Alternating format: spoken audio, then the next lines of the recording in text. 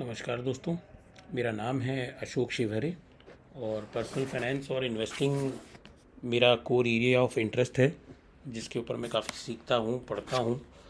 तो मैंने जस्ट सोचा कि अपनी जो लर्निंग है वो एक पर्टिकुलर टॉपिक गोल्ड के बारे में आपके साथ में साझा करता हूँ इस वीडियो के माध्यम से।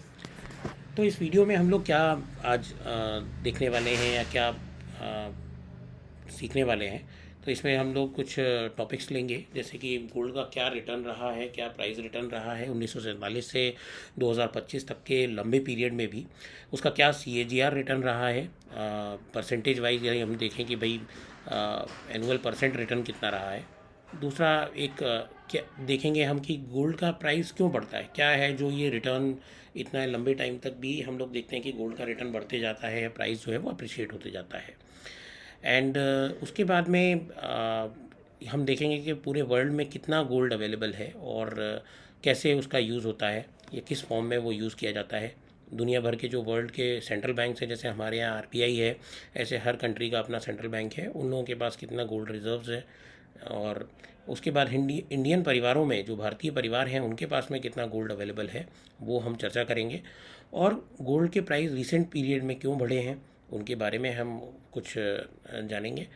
और इसके बाद में गोल्ड में इन्वेस्टमेंट करने से क्या रिस्क है या उसके क्या डिसएडवांटेज या बेनिफिट्स हैं, वो भी हम एक बार चर्चा करेंगे। और क्या ये गोल्ड ख़रीदने का सही टाइम है, तो उसके बारे में भी हम लोग चर्चा करते हैं। तो दोस्तों, शुरू करते हैं हमारा पहला टॉपिक कि गोल्ड में कितने प्राइस रिटर्न हमको मिले हैं। तो यहाँ आप देख पा रहे होंगे स्क्रीन पर कि 1947 में 89 रुपये के आसपास का गोल्ड आज 1 लाख रुपये 2025 में टच कर चुका है। एक बार 1 लाख रुपये टच करके और ऑलमोस्ट 96,000 के आसपास होवर कर रहा है अभी।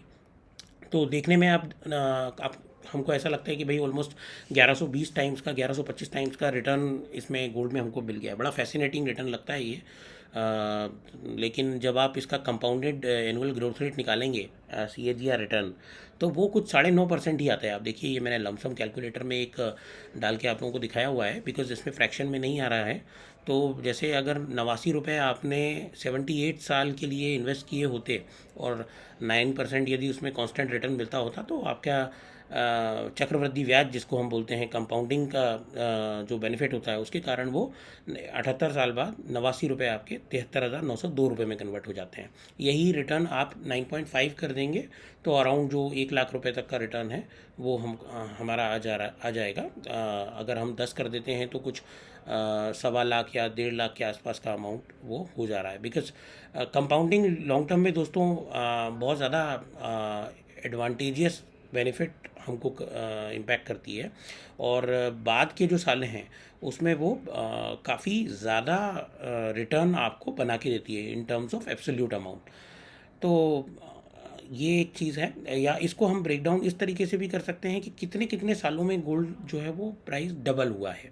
तो आप देखेंगे कि 1947 में जो 89 रुपये का गोल्ड था, वो डबल होने में, यानी 89 से 177 रुपये आने में उसको ऑलमोस्ट 22 साल लग गए। क्योंकि 22 साल तक एज सच वर्ल्ड वॉर के बाद का वो टाइम था और बहुत ज़्यादा इकोनॉमिक एक्टिविटी वैसे भी वर्ल्ड में कहीं नहीं थी, थोड़ा सा मंदी का माहौल था।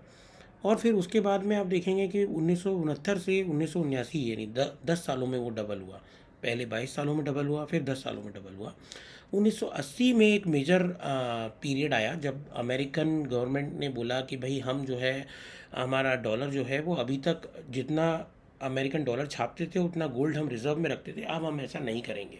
तो उन्होंने बेसिकली डॉलर जो गोल्ड के सामने पैक्ड था उसको अनपैक्ड कर दिया कि भाई हम डॉलर जो है वो छापेंगे और उतना गोल्ड हम नहीं रखेंगे। उसके पहले वो जितना इंक्रीमेंटल डॉलर छापते थे उतने अमाउंट का उनको गोल्ड अपने लॉकर में या अपने रिजर्व में रखना पड़ता था। तो जब उन्होंने ये डिसाइड किया, उसके बाद में गोल्ड में आप देखेंगे कि एकदम से प्राइस में सर्ज हुआ। क्योंकि हालांकि डॉलर का वैल्यू उसके बाद भी उतना ज़्यादा नहीं गिरा। उसकी चर्चा हम किसी और दिन करेंगे। उसके लिए बहुत सारे उपाय अमेरिकन गवर्नमेंट ने उस टाइम पर किए, लेकिन गोल्ड के अंदर लोगों का इंटरेस्ट उसके बाद में बढ़ गया और अचानक से आप देखेंगे 2 साल में डबल हुआ। 354 से 700 रुपये आया, फिर 700 से 1400 होने में उसको 3 ही साल में वो डबल हो गया। फिर 1400 से 2800 वो 7 साल में हुआ, यानी 1991 में वो ऑलमोस्ट 2800 रुपये पे आया। 2800 से 5600 जाने में, यानी डबल होने में ऑलमोस्ट 15 साल लग गए। ये कंसोलिडेशन का पीरियड था, यही वो टाइम था जिसमें आप देखेंगे कि हर्षद मेहता स्कैम भी एक हुआ और .com बबल भी आप बोलेंगे कि इस 2001 के टाइम पे आया था। लेकिन इस 15 ईयर के पीरियड में ऑफकोर्स जिन लोगों ने गोल्ड में इन्वेस्ट कर रखा होगा उनको रिटर्न वाइज काफ़ी सफ़र करना पड़ा होगा, काफ़ी कम रिटर्न उनको का सामना करना पड़ा होगा। लेकिन फिर आप देखेंगे एक पीरियड आया 2008, यानी वहाँ पे जैसे ही 2008 का क्राइसिस आया तो कहीं ना कहीं वो प्राइस जो 5600 के 2006 में आ गए थे, वो 11,000 वो हमको 5600 से बढ़ के 11,300 पे आते हुए देखिए 2008 में। और 2008 का क्राइसिस क्योंकि लेमन ब्रदर्स का जो क्राइसिस आपने सुना होगा, वो ऑलमोस्ट एक आध साल चला, 1-2 साल उसका इम्पैक्ट काफ़ी सीवियर रहा। तो वो इवन 2010 में भी वो 2008 के बाद 2010 में अगेन डबल हो गया। यानी आप देखेंगे कि 2006 में 5,600 का गोल्ड 2010 में 22,600 या 22,700 पे पहुंच गया। ऑलमोस्ट 4 गुना जो है और रिटर्न आपको 4 साल में गोल्ड ने दे दिया। और फिर क्योंकि 4 साल में 4 गुना रिटर्न दे दिया तो अगले 10 साल जो है वो स्टैगनेंट रिटर्न दिया गोल्ड ने। 2010 से 2020 में जाके ये 10 सालों में डबल हुआ। 22,000 का जो गोल्ड था वो 45,000 के आसपास 2020 में पहुंचा। और उसके बाद में 2020 से 2024 में आप देखेंगे कि 90,000 पे वो पहुंचा है। तो बीच बीच में जो है 1-2 साइकिल ऐसी आती हैं जब डबल होने के लिए 10 से 15 साल का इवन टाइम गोल्ड ले लेता है। बट अदरवाइज जहाँ क्राइसिस की सिचुएशन होती है या जहाँ कोई प्रॉब्लम होती है जो पॉलिटिकल लेवल पे, वहाँ पर गोल्ड कम टाइम में डबल हो जाता है। This is what we can see from this trend. हम लोग ये इस ट्रेंड को देख के ये समझ सकते हैं। अब ये है कि गोल्ड ऐसा होता क्यों है, लाइक इतना गोल्ड का प्राइस बढ़ क्यों रहा है और इतना एक स्टैग्नेंट राइज क्यों उसमें मिलता है। अगर कम होता है तो कम, मतलब उसका प्राइस डिक्लाइन कम होता है, लेकिन जब बढ़ता है तो वो बढ़ते ही जाता है। यही हमारा इंडियन हाउस होल्ड का भी एक्सपीरियंस है। तो दोस्तों ये इसका रीज़न है रेयरिटी। गोल्ड जो है वो दुर्लभ धातु है। धातु आपने देखा होगा, स्टील भी है, जिंक भी है, कॉपर भी है, निकल भी है, लेकिन वो इतनी तेज़ी से नहीं बढ़ती क्योंकि उनकी सप्लाई अवेलेबल है। गोल्ड की सप्लाई लिमिटेड है ना। गोल्ड जितना वर्ल्ड को चाहिए उतना गोल्ड अवेलेबल नहीं है। इसको इस तरीके से आप समझ सकते हैं कि एक स्विमिंग पूल आप बना दीजिए जिसका लंबाई, चौड़ाई और ऊंचाई तीनों चीज़ें आप 22 मीटर की रख दीजिए। उसमें पूरे वर्ल्ड में जितना गोल्ड है, यानी जितना हमारे इंडियन हाउस होल्ड में है, हमारे पास, आपके पास, या आरबीआई के पास में जितना रखा है, या जो अमेरिकन जो सेंट्रल बैंक है उनके पास रखा है, पूरे विश्व में जितने भी लोग हैं, जितने भी हाउस होल्ड हैं, उनके पास में भी जितने परिवार हैं, उनके पास जितना गोल्ड है, वो सारा गोल्ड आप एक जगह इकट्ठा कर लीजिए, उसको एक भट्टी में पिघला लीजिए और उस स्विमिंग पूल में आप डाल दीजिए जो 22 मीटर लंबा, 22 मीटर चौड़ा और 22 मीटर ऊंचा है। उसमें वो पूरा गोल्ड आ जाएगा। तो ये रीज़न है दोस्तों कि इसकी रेयरिटी काफ़ी है। ये केवल इतना 2,55,000 टन ही पूरे विश्व में अभी तक गोल्ड है। गोल्ड का रिज़र्व जो है वो है, जो नोन रिज़र्व है, जो हम लोगों को पता है या सब आज की डेट में नोन है। उसमें से 2,55,000 में से 2,01,000 टन गोल्ड जो है वो माइन हो चुका है, वो निकाला जा चुका है और वो अलग अलग लोगों के पास में है। और यदि आप देखेंगे कि फिर उसके बाद में जो बाकी का बचा हुआ जो 53,000 यानी 53,000 टन गोल्ड है, वो अभी माइन करना बाकी है। और हर साल लगभग 3,000 टन गोल्ड माइन हो रहा है।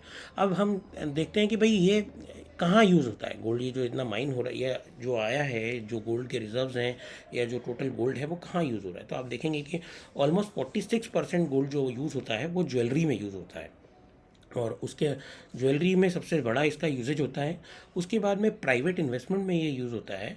प्राइवेट इन्वेस्टमेंट मतलब वेरियस हेज फंड्स या जो लोग कॉइन्स, बार्स और आपका गोल्ड बिस्किट्स वगैरह में स्टोर करके रखे हुए हैं।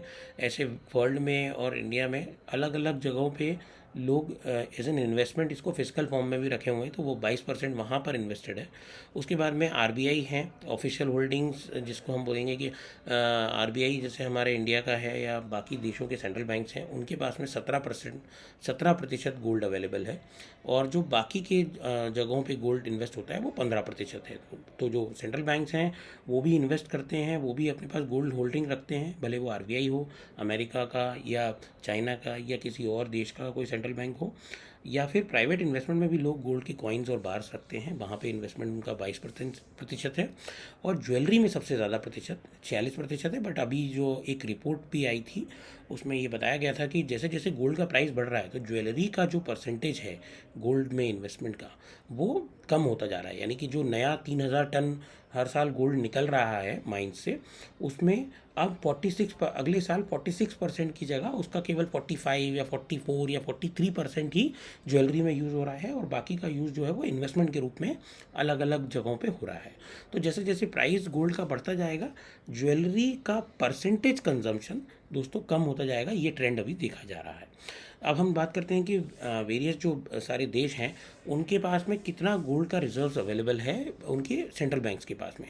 तो आप देखोगे सबसे ज़्यादा रिजर्व्स अवेलेबल है वो यूनाइटेड स्टेट यानी अमेरिका की जो सेंट्रल बैंक है वहाँ पे अवेलेबल है। 8,133 टन का गोल्ड उनके पास में रिजर्व अवेलेबल है। फिर जर्मनी आता है 3,300 टन के साथ, Italy 2,400, France, Russia, China, Switzerland. China के पास में भी 2,300 टन का गोल्ड रिजर्व अवेलेबल है। स्विट्ज़रलैंड के बाद इंडिया जो है वो इंडिया का RBI Reserve Bank of India 880 ton के साथ में 8वें नंबर पर आता है दोस्तों। तो लेकिन इंडिया का सेंट्रल बैंक तो 8वें नंबर पर आता है, लेकिन इंडिया के जो परिवार हैं वो पहले नंबर पे आते हैं दोस्तों। आप देखेंगे ये स्लाइड में इंडियन हाउस होल्ड या इंडियन परिवारों के पास में जो गोल्ड अवेलेबल है वो है 25,000 टन। यानी टोटल जो 2 लाख टन गोल्ड माइन हो चुका है उसमें से भी 25,000 टन इंडियन हाउस होल्ड के पास है।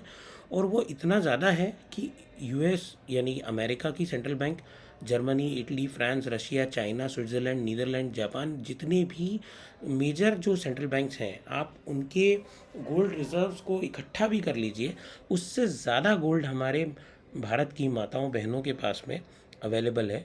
और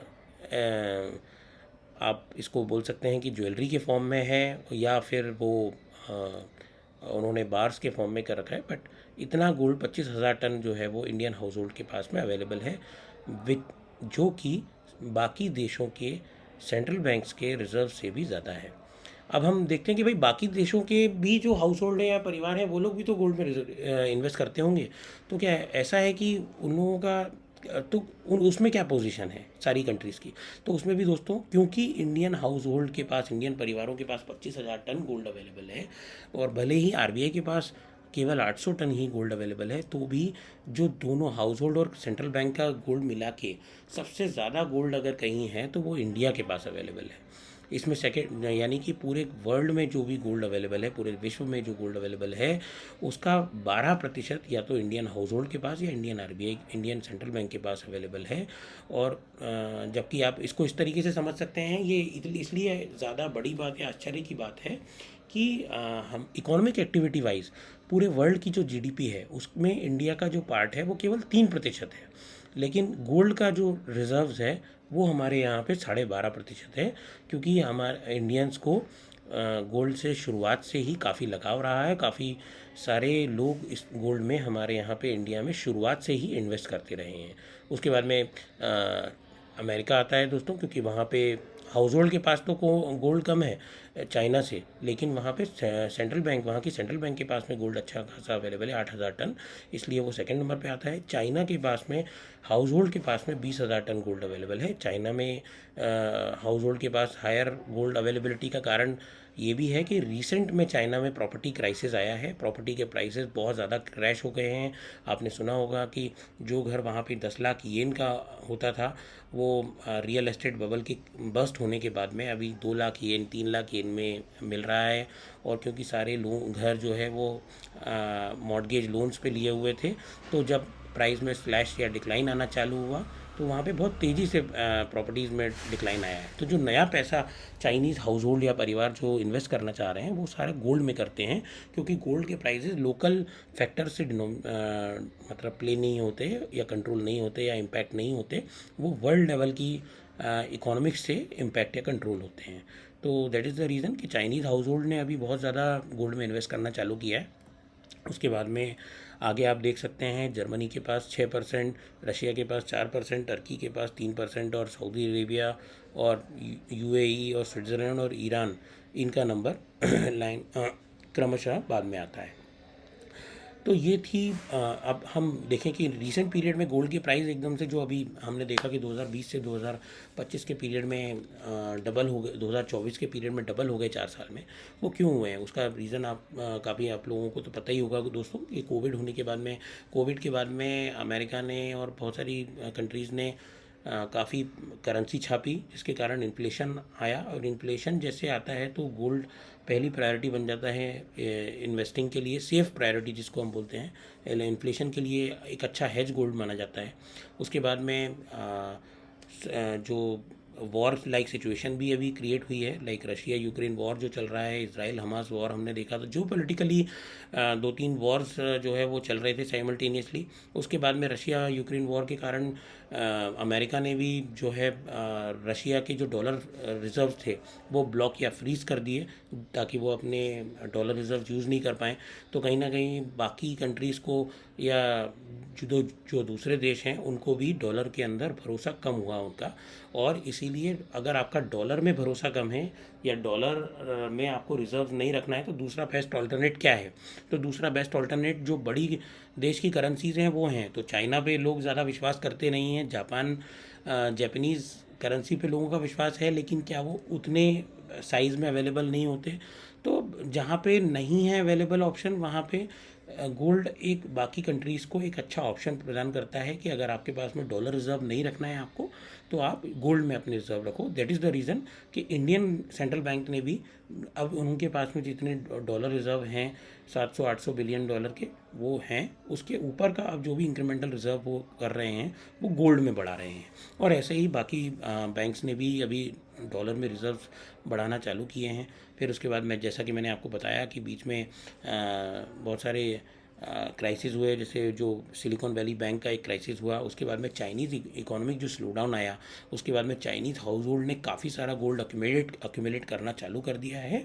एंड जो अभी पिछले 2-3 साल से, जब से 1 या 2 साल से जब से चाइनीज़ हाउसिंग बबल बस्ट हुआ है, उनका इंक्रीमेंटल जो इन्वेस्टिंग है वो गोल्ड में काफ़ी बढ़ गया है। तो ये कुछ फैक्टर्स थे जो गोल्ड के लिए आप बोल सकते हैं दोस्तों की रीसेंट सर्च के लिए जिम्मेदार थे। अब हम बात करते हैं कि गोल्ड में इन्वेस्टिंग के बेनिफिट्स क्या हैं। तो जैसा हमने बात करी कि भाई इन्फ्लेशन के लिए काफ़ी अच्छा हेज प्रदान करता है गोल्ड।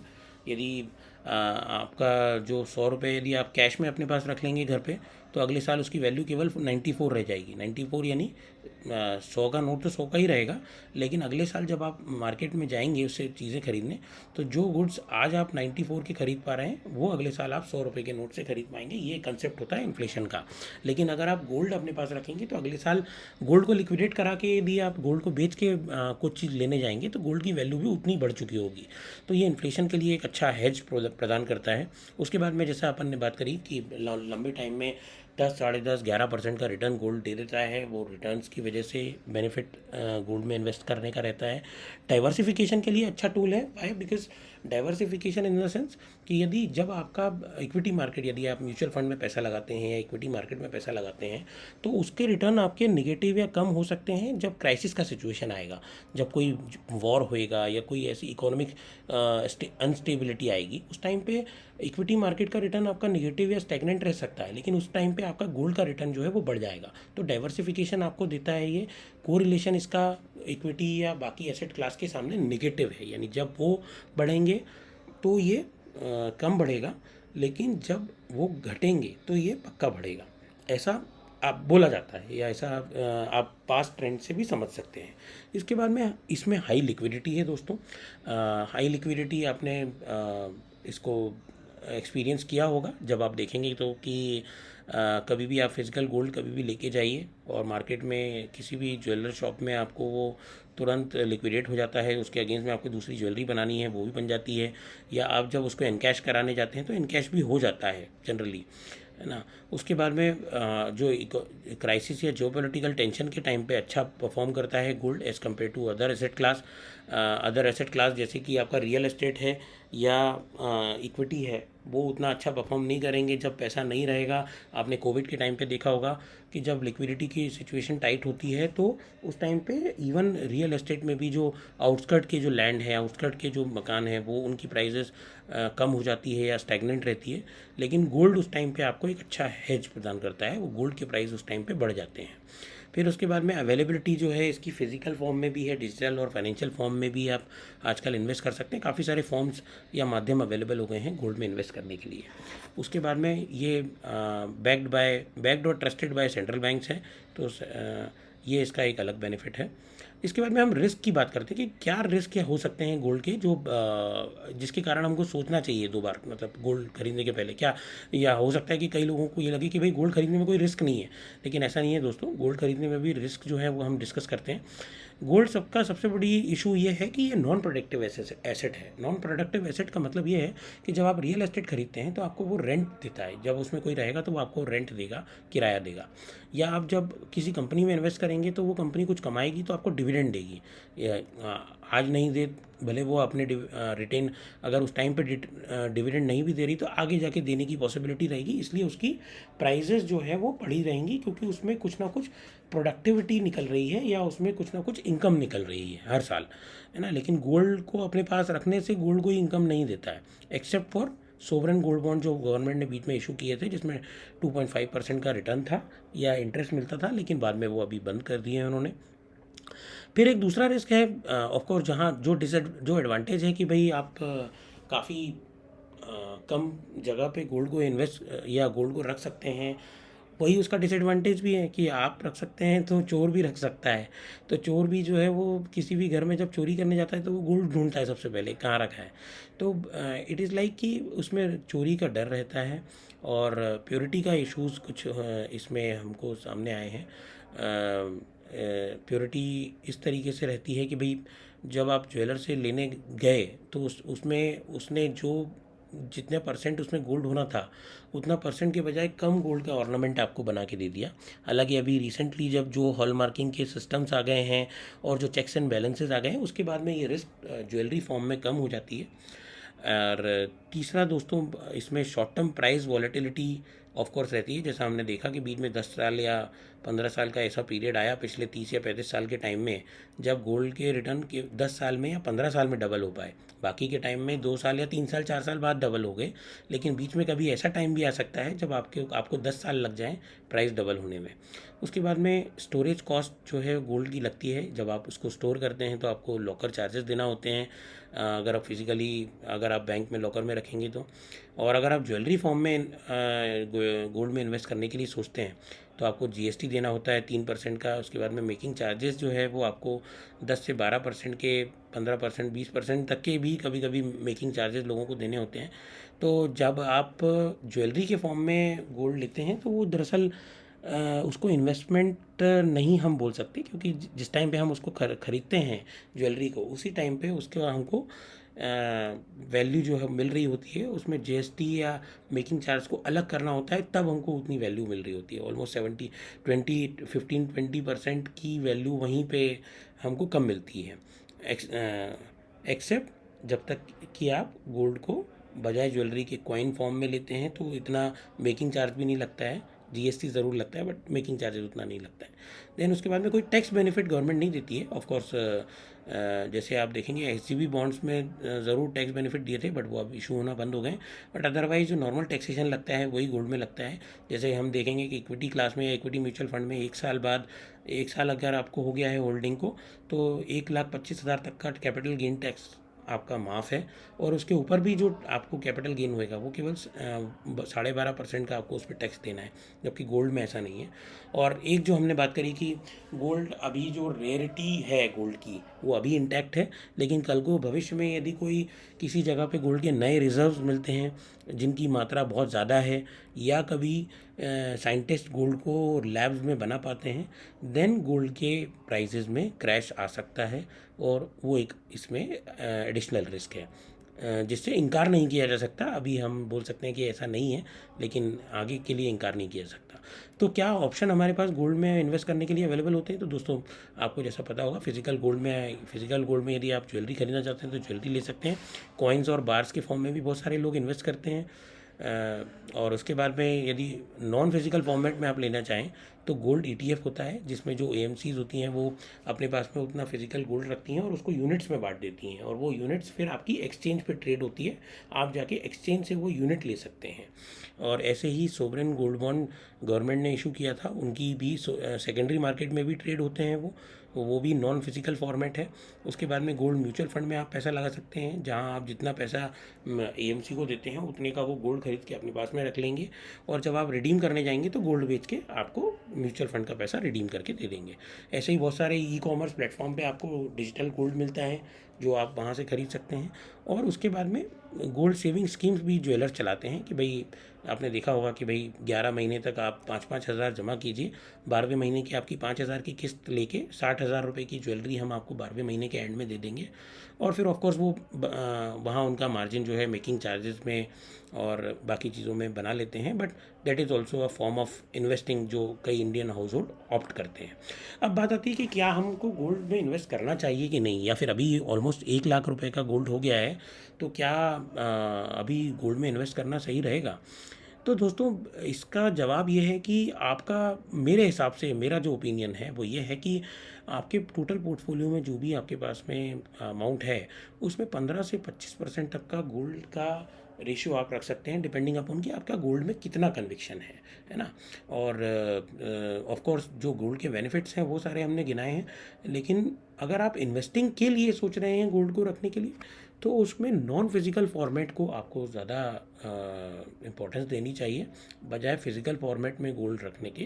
क्योंकि फिज़िकल फॉर्मेट में गोल्ड रखने के लिए ना केवल आपको एक्स्ट्रा कॉस्ट या GST, या अगर आप ज्वेलरी बनवा रहे हैं तो मेकिंग चार्जेस देने पड़ते हैं, उसमें आपकी बाकी की रिस्क भी हैं, जैसे कि थेफ्ट की रिस्क है, और आप बोलेंगे कि स्टोरेज कॉस्ट जो उसकी रिस्क होती है वो है। बट ऑफ कोर्स बहुत सारे लोग ऐसा नहीं मानते हैं, और एक दूसरा ओपिनियन ये भी है कि भाई, गोल्ड यदि आपको रखना है तो आप फिज़िकल फॉर्म में रखिए। तो फिज़िकल फॉर्म में यदि आप रखें तो इन्वेस्टिंग के पॉइंट ऑफ व्यू से यदि आप ले रहे हैं तो उसको कॉइन फॉर्म में या बार फॉर्म में आप ले सकते हैं, वो अच्छा रहेगा। As far as price return are concerned, तो आप देखेंगे कि अभी हमने 2010 से लेके 20 में ऑलमोस्ट 10 साल लग गए थे डबल होने में। उसके बाद में ये 4 साल में गोल्ड डबल हुआ है, 45 से 90 हज़ार, और अभी 95-96,000 के पास में अवेलेबल है। तो ऐसा कोई बहुत आपको शॉर्ट टर्म में देख के ऐसा लगेगा कि भाई 30-35% का रिटर्न मिल गया है तो अब क्या आगे बढ़ेगा। बट ये भी आपको देखना पड़ेगा कि इसके पहले काफ़ी लंबे पीरियड तक गोल्ड में रिटर्न नहीं मिला है। तो कंसोलिडेशन का फेज़ अभी जो है वो 2010 से 2020 में काफ़ी लंबा रहा है। तो this might be the reason. और कंसिडरिंग जो करंट जियो पोलिटिकल इशूज़ चल रहे हैं, जो कि अभी ख़त्म नहीं हुए हैं, प्लस एक जो बड़ा फैक्टर है कि भाई, डॉलर पे धीरे धीरे सारी कंट्रीज़ का विश्वास जो है वो कम होने वाला है, क्योंकि अमेरिकन गवर्नमेंट के ऊपर डेट भी बहुत ज़्यादा हो गया है, और वहाँ पर भी अब इन्फ्लेशन जो है वो कहीं ना कहीं हिट कर रहा है।